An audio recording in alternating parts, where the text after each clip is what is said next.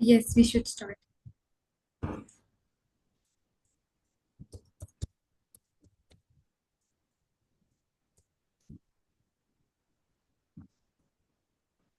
Assalamualaikum everyone.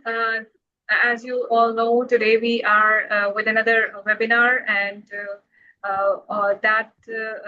Nahil is with us, and she's going to guide us about Erasmus Mundus scholarship and its complete application process. And before we start, I just want to take your 1 minute to introduce about Her Voice. That Her Voice is a platform that is working to empower women, students, and underprivileged students through the ICT trainings and AI trainings and different webinars. So we have covered another Korean scholarship through our webinar. If you want to check it out, I'll also share the link. So without any further ado, I would just switch to Manahil to start with the presentation. So Manahil, please start. Thank you so much, Rabia, for inviting me. And I really appreciate Her Voice platform for taking initiative for women empowerment and inspiring youth. Thank you so much, and I'm honored to be a part of it today. So now I'm going to share my screen. Please accept my request.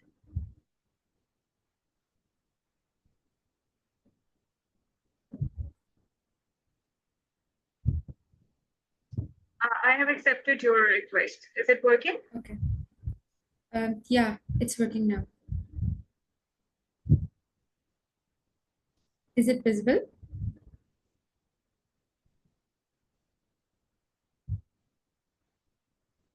Okay, I hope it's visible now.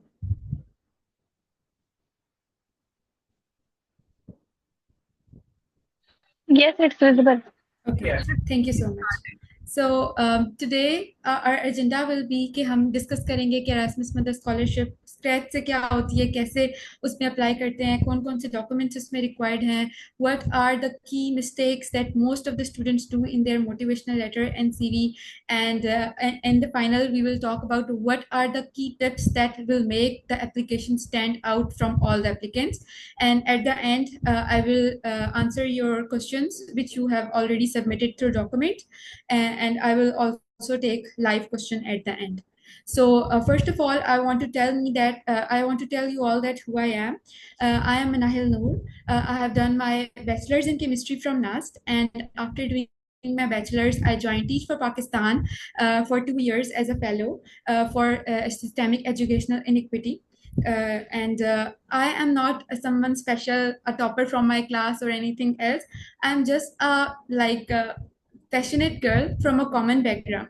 And there is only one inspiration behind my all the story कि मैं हमेशा ऐसा काम चुनना चाहती हूँ जो थोड़ा सा चैलेंजिंग हो और मेरे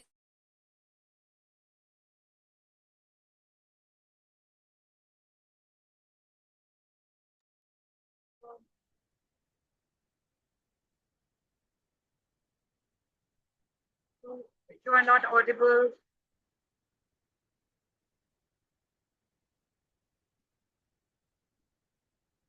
ऐसी सक्सेस होती है वो फेलियर्स के बगैर नहीं आती। मैंने तकरीबन 11 to 12 एप्लीकेशंस में अप्लाई किया था और I got accepted in 3 programmes. लेकिन वो जो 7-8 फेलियर्स का सिलसिला था उससे मैंने बहुत कुछ सीखा, जो चीज़ें पहले मुझे नहीं पता थी और मैं चाहती थी कि कोई वो चीज़ें मुझे गाइड करे। तो इसीलिए आज मैं यहाँ पर मौजूद हूँ ताकि मैं आपको वो चीज़ें गाइड कर सकूँ कि नेक्स्ट ईयर जब आप इस एप्लीकेशन में अप्लाई कर रहे हों तो आप वो गलतियाँ ना करें। So first of all, we will discuss what Erasmus Mundus is.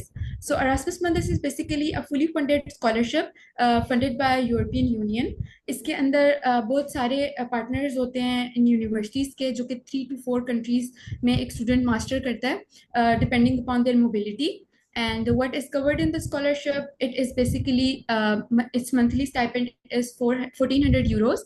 इसके अंदर accommodation, आपकी mobility, उसके अलावा आपकी वीज़ा कॉस्ट इंक्लूडेड होती है।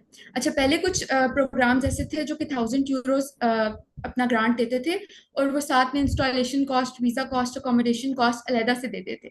लेकिन अब स्टैंडर्डाइज सिस्टम ये हो गया है कि तमाम प्रोग्राम्स जो हैं वो 1400 यूरोस ही पे करते हैं और उसी के अंदर आपकी ट्रेवल कॉस्ट, आपकी अलाउंस, आपकी मोबिलिटी, हर चीज़ इंक्लूडेड होती है। उसके अलावा ये प्रोग्राम आपकी इंश्योरेंस को कवर करता है, आपकी ट्यूशन फीस को कवर करता है। लाइक आपको कुछ भी करने की ज़रूरत नहीं होती सर।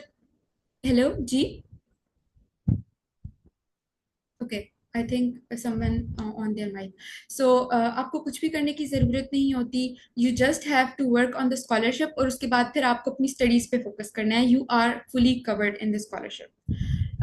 उसके अलावा अब स्टूडेंट्स का क्वेश्चन ये आता है कि how can we find our relevant programme, और किस तरह से हम इसमें अप्लाई कर सकते हैं। तो first of all you have to type on Google Erasmus Mundus scholarship. तो आपको ये लिंक भी मैंने यहाँ पर शेयर कर दिया है। उसके बाद आपको एक पेज आएगा एरास्मस मंदस का, जिसके अंदर ये होगा search the catalogue. So you just have to open that catalogue, और उस कैटलॉग के अंदर डिफरेंट प्रोग्राम्स आ जाएंगे। So you have to search for your relevant degree. Why relevant degree is important? मैंने अपने फर्स्ट ईयर में ये बहुत बड़ी मिस्टेक की थी। मैंने तकरीबन 2 साल स्कॉलरशिप को हंट करने और इसके ऊपर काम करने में लगा दिए। तो पहले साल मैंने ये मिस्टेक की थी, जो प्रोग्राम्स मुझे पसंद थे मैंने सिर्फ उनमें अप्लाई किया था, और मैंने उन प्रोग्राम्स में नहीं अप्लाई किया था जो कि मेरे बैकग्राउंड से रेलिवेंट थे। तो इट इज़ रियली इंपॉर्टेंट कि आप वही प्रोग्राम सर्च करें जो आपके बैकग्राउंड से रेलिवेंट हो। और वो आप कैसे सर्च करेंगे? वहाँ पर एक फिल्टर्स का ऑप्शन आता है right hand left hand corner में। वहाँ पर आपने जाकर अपना सब्जेक्ट टाइप करना है, ऑप्शंस में से सिलेक्ट करना है, और वो आपको आपके प्रोग्राम के ही मतलब रेलिवेंसी के बारे में बताएगा कि कौन कौन सा प्रोग्राम आपके बैकग्राउंड से रेलिवेंट। तो मैं ये सजेस्ट करूंगी कि अगर आप वाकई सीरियस हैं अप्लाई करने के लिए, तो आप अगर आप वाकई ही सीरियस हैं प्रोग्राम में अप्लाई करने के लिए, तो आपको एक एक्सेल शीट बनानी चाहिए। उस एक्सेल शीट के अंदर आपको तमाम प्रोग्राम्स के नाम, उनकी डेडलाइंस, उनकी रिक्वायरमेंट्स, उनकी हर एक चीज़ मेंशन करें, ताकि आप बार रोज़ाना खोलकर उसे देखें। आप रोज़ाना उसके देखें कौन कौन सी इसमें रिक्वायरमेंट्स हैं, ताकि कुछ भी आप मिस आउट ना कर दें और कोई भी डेडलाइन मिस ना कर दें। क्योंकि कभी कभी ऐसा होता है, अचानक स्टूडेंट्स ये गलती करते हैं, कहते हैं बैठे रहते हैं, प्रोग्राम को खोल के नहीं देखते, कहते हैं सितंबर में एप्लीकेशन ओपन होंगी, हम सितंबर में ही ओपन करेंगे। सो ऐसे नहीं करना। आप लोगों ने पहले से ही खोल के उससे देखना है कि उसमें क्या मेंशन है, क्या रिक्वायरमेंट्स हैं, और उसके ऊपर काम स्टार्ट कर देना है। डजेंट मैटर कि वो अभी खुला है या नहीं खुला, आप अपनी एप्लीकेशन रेडी रखें।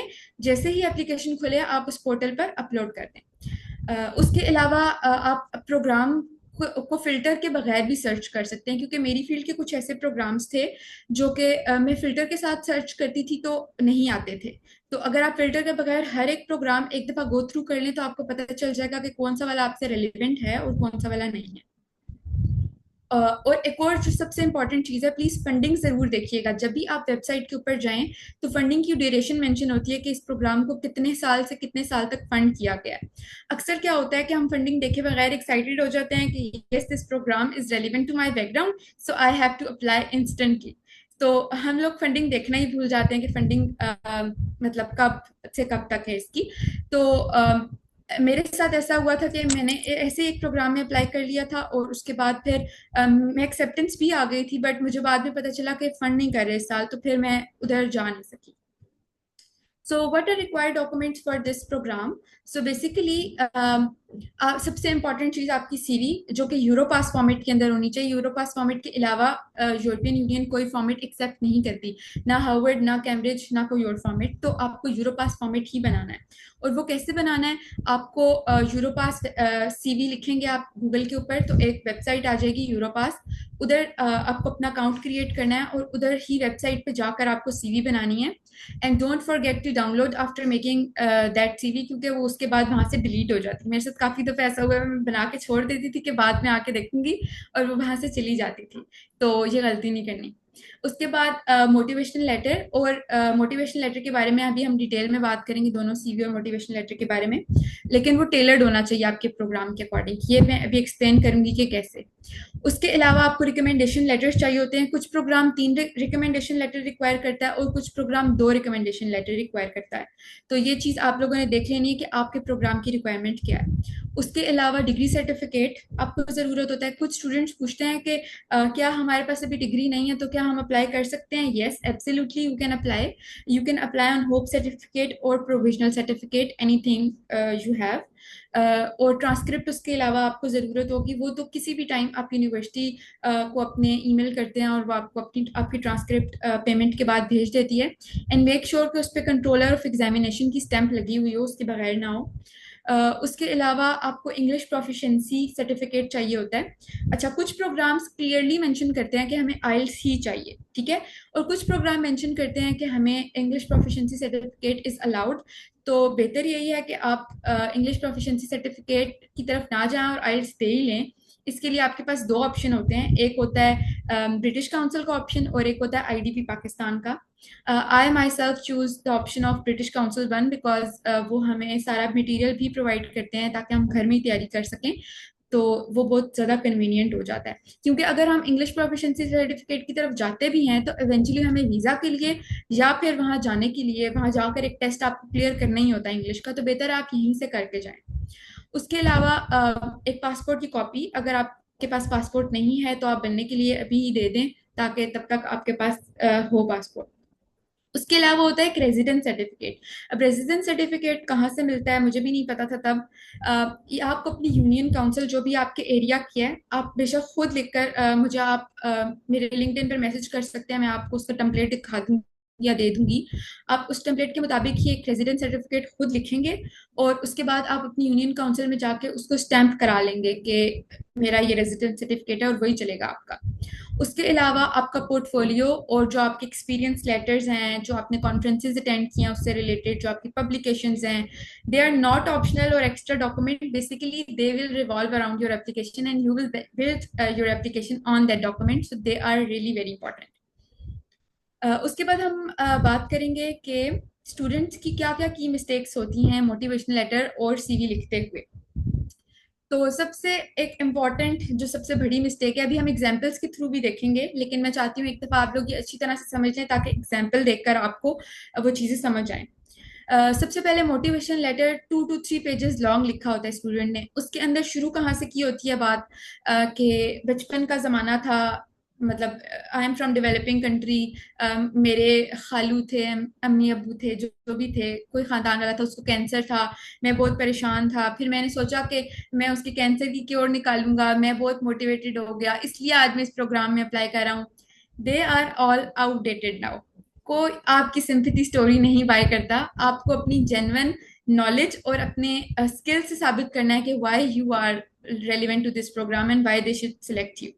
तो इस तरह की कोई भी स्टार्टिंग नहीं लिखनी. उसके बाद बहुत से स्टूडेंट्स ये मिस्टेक करते हैं, उनका जो प्रोग्राम होता है ना वो मतलब फर्ज करें मैंने अप्लाई किया एनर्जी सस्टेनेबिलिटी के लिए, ठीक है. अब प्रोग्राम ए भी एनर्जी सस्टेनेबिलिटी पे है, बी भी एनर्जी सस्टेनेबिलिटी पे है और सी भी एनर्जी सस्टेनेबिलिटी पे है.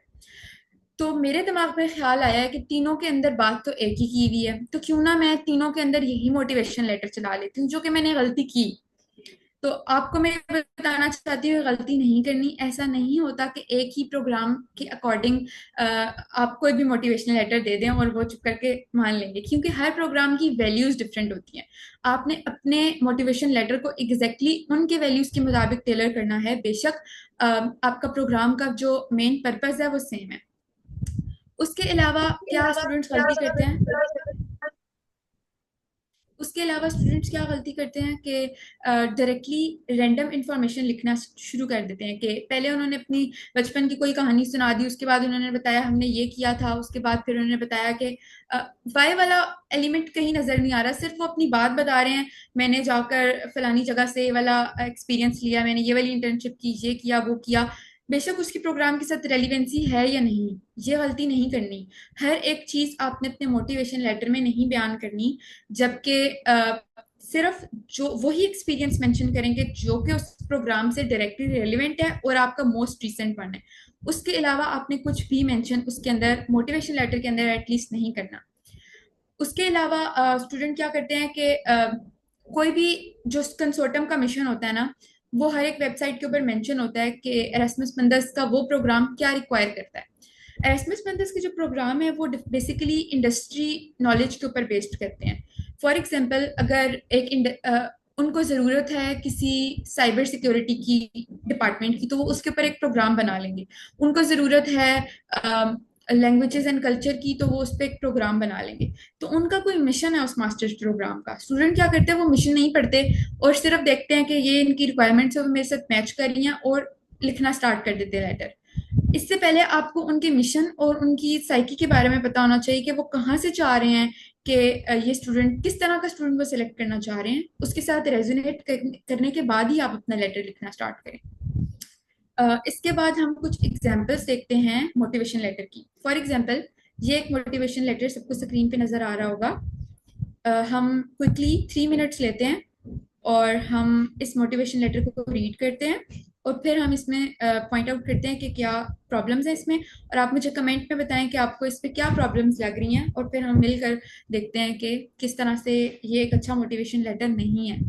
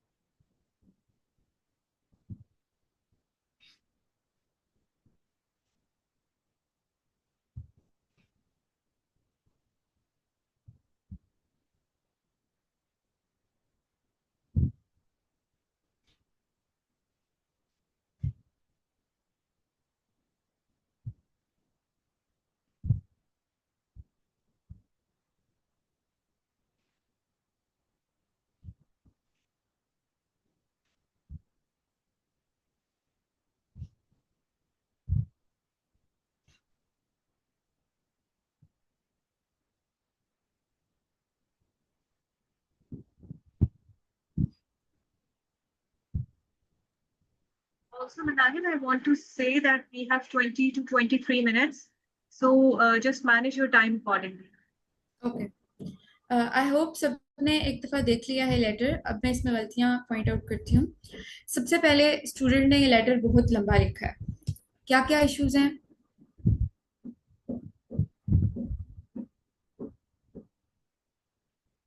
Okay, length of letter, exactly student ने ये लेटर बहुत ज़्यादा लंबा लिखा है, और इसने क्या क्या एक्सपीरियंस मेंशन किया है। इसने बताया कि मैंने शायकान फार्मास्यूटिकल्स में एक इंडस्ट्रियल इंटर्नशिप किया है। उसके बाद इसने बताया मैंने फाइनल ईयर प्रोजेक्ट में ये किया है, फाइनल ईयर प्रोजेक्ट में इलेक्ट्रो कैटलिस्ट बनाया है, जबकि प्रोग्राम किससे रिलेटेड है, रिसाइकलिंग से रिलेटेड है। फिर इसने बताया कि मैंने यूएसपी के एनर्जी डिपार्टमेंट के अंदर रिसाइकलिंग के ऊपर काम किया। बेसिकली जो इसका रेलिवेंट एक्सपीरियंस था वो सिर्फ ये रिसाइकलिंग वाला था, और इन दोनों एक्सपीरियंस को मेंशन करने की यहाँ पर ज़रूरत नहीं थी। और सबसे पहले इसने इनको मेंशन किया क्योंकि इसने पहले ये किया हुआ था, तो इस वजह से प्रोग्राम जो कोऑर्डिनेटर होगा उसका सबसे पहला फोकस इन दोनों पैराग्राफ पे गया होगा, और उसने कहा दिस इज इरेलीवेंट, और उसने डिस्कार्ड कर दिया। उसके पास इतना टाइम नहीं है कि वो आगे भी पढ़े कि आपने क्या लिखा हुआ। उसके बाद स्टूडेंट ने ये तो बताया कि ये यूनिवर्सिटी ऐसे हेल्प करेगी, ये यूनिवर्सिटी ऐसे हेल्प करेगी, लेकिन ये बहुत ज्यादा ओवर एलेबोरेटेड है। ये बात 2 लाइंस में भी बताई जा सकती थी, इतनी ज्यादा ओवर एलेबोरेशन की जरूरत नहीं थी। उसके अलावा क्या इसने बताया कि शॉर्ट टर्म गोल इसने बताया तो है, लेकिन वो शॉर्ट टर्म गोल लॉन्ग टर्म गोल के साथ किसी तरीके से लिंक नहीं है। इसने ये बताया कि मैं यूएन ग्लोबल एसडीजीज पे काम करना चाहता हूँ और अंडर रिसोर्स कम्युनिटी को एनर्जी क्राइसिस से बचाना चाहता हूँ। अगर तुम एनर्जी क्राइसिस से बचाना चाहते हो तो ये रिसाइकलिंग के प्रोग्राम में अप्लाई करने की क्या जरूरत है? So this short term goal is not, long term goal is not like, कोई मैच नहीं कर रहा वो उस प्रोग्राम के गोल के साथ। So this is not a good motivation letter. So what good motivation letter look like? ये मोटिवेशन लेटर अगर हम देखें तो इसके अंदर सबसे पहले डायरेक्टली उस स्टूडेंट ने रीजन बता दिए। एक तो इसकी लेंथ बहुत छोटी है, 400 वर्ड्स में ही इसने हर एक बात कम्युनिकेट करने की कोशिश की, और इसमें कोई भी ऐसी बात नहीं है जो मिसिंग हो। सबसे पहले उसने बता दिया कि मैं क्यों ये प्रोग्राम ज्वाइन करना चाहता हूँ, और ऐसा क्या है जो मुझे इस प्रोग्राम से मिल रहा है, और मैं क्या प्रॉब्लम सॉल्व करूंगा। उसके बाद इसने बता दिया कि मैंने कौन कौन से बेसिक कोर्सेज किए हैं इस प्रोग्राम के अंदर, और मैंने क्या क्या टेक्निक सीखी है उससे। उसके बाद उसने बता दिया कि क्या मेरा प्रीवियस एक्सपीरियंस था जो कि इसमें काम आया, और फिर मैं क्यों इस प्रोग्राम में आना चाहता हूँ, और ये प्रोग्राम कैसे मेरे शॉर्ट टर्म गोल को मेट करने में हेल्प करेगा। शॉर्ट टर्म गोल के बारे में इसने यहाँ पर भी लिखा है कि ये कोर्सेज हैं जो मेरे इस मसले में ये will prepare me to analyse these processes, इस मसले को सॉल्व करने में मेरी हेल्प करेंगे, और मेरी लॉन्ग टर्म मोटिवेशन यूरोप आने की और इस प्रोग्राम को पढ़ने की क्या है। इसने हर एक 5 पॉइंट, जो मेजर 5 पॉइंट थे, कि introduction to the program, basic इसका बैकग्राउंड और experience by this program, short term goal and long term goal, सब कुछ इसने 400 वर्ड्स के अंदर इसी मोटिवेशन लेटर में एक्सप्लेन कर दिया। अब बेशक उन्होंने कहा हो कि 2 पेजेस का आपके पास मैक्सिमम गुंजाइश है लिखने की, लेकिन इसका ये मतलब नहीं है आपने 2 पेजेस ही लिखने लग जाना है। आपने सिर्फ उतनी बात करनी है जितनी वो समझ रहे और जरूरी हो, और वो जो पढ़ के समझ के उसको टाइम भी थोड़ा लगे और वो जल्दी ग्रैस्प कर सके आपकी बात कि आपने क्या कहने की कोशिश की है। तो अगर हम सीवी की तरफ आए तो सीवी के अंदर क्या इश्यूज होते हैं। सीवी भी स्टूडेंट्स 3 से 4 पेजेस की लंबी लंबी बना देते हैं, उसमें तमाम ऑर्गेनाइजेशनल स्किल्स, उसमें मैनेजमेंट स्किल्स, हर एक चीज मेंशन कर देते हैं। उसके बाद तमाम सर्टिफिकेट्स, बेशक वो एनर्जी के हों, वो रिसाइकलिंग के हों, वो कंप्यूटर के हों, किसी भी फील्ड से रिलेटेड हो, वो मेंशन कर देते हैं कि हमने ये किया है। फिर बायो अपनी इतनी लंबी लिखते हैं कि एक एक पैराग्राफ की बायो होती है कि मैं ये हूँ, मैं पहले ये था, फिर ये हुआ, बहुत लंबी सारी बातें। इतनी लंबी सारी बातें आपकी कोई भी नहीं पढ़ता। फिर इररिलेवेंट अवार्ड मेंशन करते हैं, प्राइम मिनिस्टर का मुझे लैपटॉप मिला, ये हुआ वो हुआ। These awards are not relevant, और अवार्ड्स आपके कोई नहीं देख रहा अनलेस अंटिल वो बहुत बड़ा अवार्ड हो। मिसाल के तौर पर आपको रेक्टर का गोल्ड मेडल मिल गया यूनिवर्सिटी में, तो ये मेंशन करने वाली बात है, लेकिन प्राइम मिनिस्टर का लैपटॉप मेंशन करने वाली बात नहीं है। उसके अलावा लैंग्वेज विदाउट आइल्स, स्टूडेंट मेंशन कर देते हैं मेरे पास B1 है, B2 है। अब B1 B2 क्या है? जब हम आइल्स का एग्जाम देते हैं तो उसके अंदर एक स्पेसिफिक क्राइटेरिया होता है लैंग्वेज को मैनेज करने के लिए, उसमें B1 B2 C1 C2 लिखा होता है। वो अगर हम लिखते हैं तो समझ में आता है, लेकिन अगर हमारे पास आइल्स का सर्टिफिकेट भी नहीं और फिर भी हम मेंशन कर रहे हैं कि मेरे पास ये वाला लैंग्वेज का लेवल है, तो हम किस बेसिस पे मेजर कर रहे हैं ये बात नहीं पता। उसके अलावा ऐसा स्पेस फॉर्मेट यूज करते हैं जो कि बहुत ज्यादा स्पेस लेता है। अभी हम इसको एग्जांपल्स में देखते हैं कि कैसे। फॉर एग्जांपल, ये एक बेड सीवी की एग्जांपल है। इसके अंदर स्टूडेंट अप्लाई कर रहा है यूनिवर्सिटी ऑफ मैनचेस्टर में मास्टर्स ऑफ केमिस्ट्री के लिए, ठीक है। अब उसने क्या किया, सबसे पहले मेंशन किया कि मैं टीचर हूँ। अच्छा, टीचर हूँ जो कि अंडर प्रिविलेज स्टूडेंट्स को पढ़ाता हूँ, ठीक है, समझ आ गई। फिर रिसर्च इंटर्न हूँ, फिर ऑनलाइन ट्यूटर हूँ। How all 3 experiences are relevant to this masters, like research masters. उनको कोई फर्क नहीं पड़ता आप टीचर हैं या नहीं, उनको कोई फर्क नहीं पड़ता आपने कहाँ इंटर्नशिप किया है, वो इससे रेलिवेंट है या नहीं, अनलेस अंटिल इस प्रोजेक्ट से रेलिवेंट है या नहीं। लिखने का तरीका बहुत और है। टीचर, व्हाट इज टीचर, कोई एक डिटेल्ड हेडलाइन होती है कि आपने ये, बिल्कुल टाइटल था आपका, कोई क्या टाइटल था कुछ समझ नहीं आ रही। उसके अलावा ये मेंशन किया। फिर उसके बाद सब्जेक्ट मेंशन किया, तो एक किताब ही लिख दी है कि क्या क्या सब्जेक्ट्स हैं। ये लिखने की जरूरत नहीं थी, अगर लिखना भी था तो 3 to 4 मेन रेलिवेंट सब्जेक्ट लिखने थे, और वो भी इस तरह से लिखने थे एक दूसरे के आमने सामने, ताकि वो जगह कम घेरे। फिर लैब रिसर्च, बहुत सारे पॉइंट्स लिख दिए लैब रिसर्च के अंदर, जबकि इसने यहाँ पर भी ये रिसर्च एक्सपीरियंस मेंशन कर दिया था। फिर FSC और मैट्रिक को बयान करने की कोई जरूरत नहीं थी। लैंग्वेज को मैं उर्दू और पंजाबी, उनको कोई फर्क नहीं पड़ता आपको आती है या नहीं आती। कम्युनिकेशन स्किल्स और मैनेजरियल स्किल्स इतनी सारी मेंशन कर दी है, जबकि कोई पता नहीं वो आ कहाँ से रही है। मिसाल के तौर पर, जब भी आपने सीवी बनानी है ना, आपने कंक्रीट इंफॉर्मेशन उसके अंदर लिखनी है। What is concrete? For example, you have to mention कि मैंने 2013 में इतने इतने स्टूडेंट्स को पढ़ाया था और उन्होंने इतना रिजल्ट अचीव किया। This is concrete information.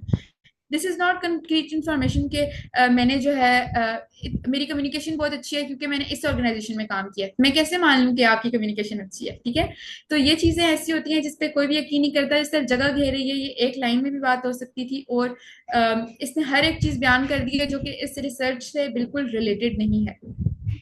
उसके बाद अच्छी सीवी की क्या एग्जांपल है? अब इसमें आप बायो देख सकते हैं, सिर्फ 2 लाइंस की इसने बायो लिखी हुई है। इसमें इसने बताया हुआ है कि मैं क्या करूंगा और मैं क्यों करूंगा और कैसे करूंगा, क्या मेरा विजन है और मैं कौन हूँ। बस इतनी सी बात आपने बतानी है। फिर वर्क एक्सपीरियंस के अंदर इसने पूरा टाइटल लिखा है, रिसर्च इंटर्न ऑफ दिस। अब इसको पढ़ते साथ ही समझ आ गया, अच्छा ये इस चीज में काम करता होगा। और इसने थोड़ा सा बयान कर दिया बुलेट पॉइंट्स के अंदर कि ये मेरा प्रोजेक्ट था और इसमें मैंने ये किया, और कंक्रीट रिजल्ट कितने %, 3x इंप्रूवमेंट हुई है, कौन कौन सी टेक्निक्स यूज की, कंक्रीट बातें लिखी हुई हैं। फिर उसके बाद इसने अपने दूसरे एक्सपीरियंस को, जो थोड़ा कम रेलिवेंट थे, सेकंड नंबर पे लिखा हुआ है और कंक्रीट चीजों के साथ बयान किया है। पहले टीचर लिखा हुआ था, अब इसने लिखा है फेलोशिप इन एजुकेशनल लीडरशिप। अब ये समझ आ रहा है कि इसने काम क्या किया है, ठीक है, और कितने स्टूडेंट्स को पढ़ाया है, कितने परसेंट रिजल्ट अचीव किया, एक चीज कंक्रीट है। एजुकेशन में सब्जेक्ट्स बहुत बिखेरे हुए नहीं लिखे हुए, बिल्कुल अच्छी फॉर्मेटिंग की हुई है। ऑनलाइन कोर्सेज भी साथ ही बयान कर दिए कि क्या किए हैं। उसके बाद बजाय के अलग अलग हर जगह लिखता रहे कि ये मैंने प्रोजेक्ट किए, इसने एक ही जगह पर अपने सारे प्रोजेक्ट लिख दिए हैं।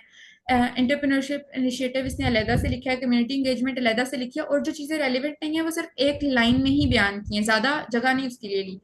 स्किल्स इकट्ठी लिख दी हैं, ये स्किल्स हैं। ऑनर्स एंड अवार्ड जरूरी थे तो लिखे हैं, ये भी इसने गलत लिखा हुआ है कि लैपटॉप लिया है, ये नहीं लिखना चाहिए था।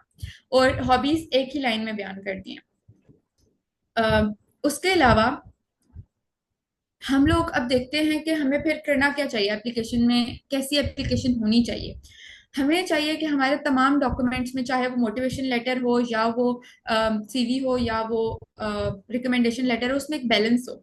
जो बातें अपने अपनी सीवी में लिखी हैं कोशिश करें मोटिवेशन लेटर में उनको कम हाईलाइट करें, रिकमेंडेशन लेटर में उन्हें हाईलाइट कर दें। मतलब ऐसा बैलेंस ढूंढे अपनी एबिलिटीज के अंदर, जो कि तीनों चीजों के अंदर पढ़ने वाले को नई बात आपके बारे में पता चले, ताकि वो और क्यूरियस होकर आपकी एप्लीकेशन पढ़े।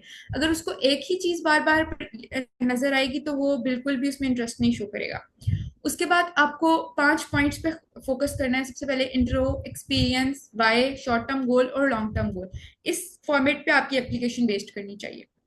उसके अलावा उस प्रोग्राम में ना अप्लाई करें बिल्कुल भी जिनकी डेडलाइंस बहुत करीब करीब हो। मिसाल के तौर पर अगर आपकी 4 प्रोग्राम्स हैं जो कि जिनकी डेडलाइन 2-2 दिन के फासले पर है, और आप उसमें अप्लाई कर रहे हैं, बेशक आप अपनी अपनी एप्लीकेशन पहले से ही लिख कर रखी है, you will definitely going to be rejected, क्योंकि आप कभी भी फोकस नहीं कर सकते ऐसी एप्लीकेशन के ऊपर। ऐसी एप्लीकेशन पे फोकस करें जो कि जिनका डेडलाइन टाइम 1 मंथ दूर हो तकरीबन एक दूसरे से। उसके बाद सबसे 1 से या 2 मोस्ट रेलिवेंट एक्सपीरियंस ही अपने मेंशन करें, उसके अलावा मत मेंशन करें। अच्छा, उसके बाद अगर आपकी स्कॉलरशिप हो जाती है बिलफर्ज, उसके मतलब आप